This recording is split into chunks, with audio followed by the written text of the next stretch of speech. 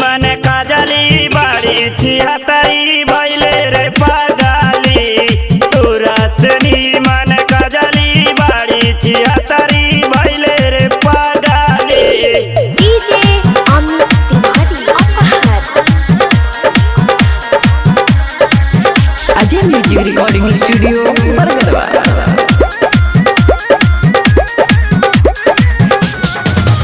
रहे करे के त काहे कैले प्यार रे, काहे कैले प्यार रे, काहे कैले प्यार रे। मारा तारे ताना देखी भाई पटीदार रे, भाई पटीदार रे, भाई पटीदार रे। इह रहे करे के त काहे कैले प्यार रे। मारा तारे ताना देखी भाई पटीदार रे। चलेली देखाई के ओढ़निया हटाई के कबूतरी भैले रे पागली।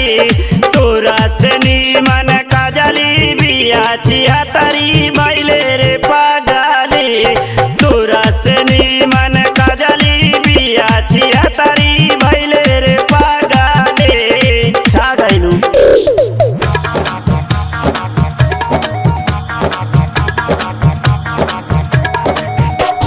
डीजे अमित तिवारी अपहर।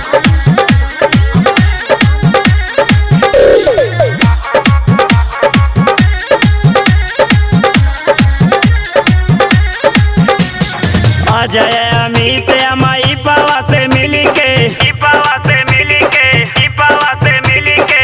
तुरा तारू जाना है सजना के दिल के, सजना के दिल के, सजना के दिल के।